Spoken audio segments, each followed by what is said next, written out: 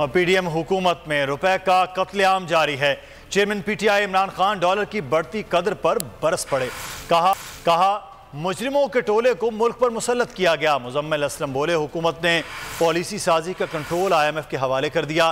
साबिक स्पीकर असद कैसर ने ट्वीट किया हुकूमत इलेक्शन से भागने के लिए जानबूझकर मईशत को दिवालिया करना चाहती है। डॉलर के सामने रुपए की तारीखी बेकदरी, कप्तान और खिलाड़ी हुकूमत पर बरस पड़े। चेयरमैन पीटीआई इमरान खान ने हुकूमत को आड़े हाथों ले लिया।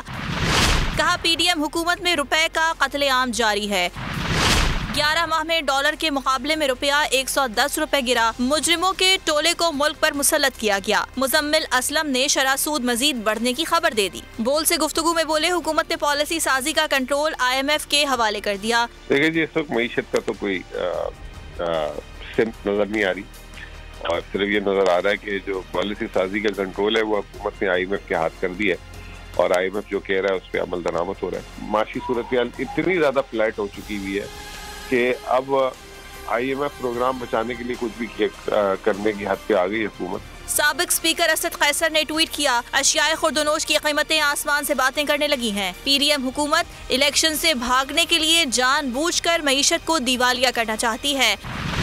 अवाम मईशत को तबाह करने वालों का आइंदा इलेक्शन में मुहासिबा करेंगे। अगर ये वीडियो आपको पसंद आई है तो हमारे चैनल को सब्सक्राइब कीजिए और बेल आइकॉन को क्लिक कीजिए।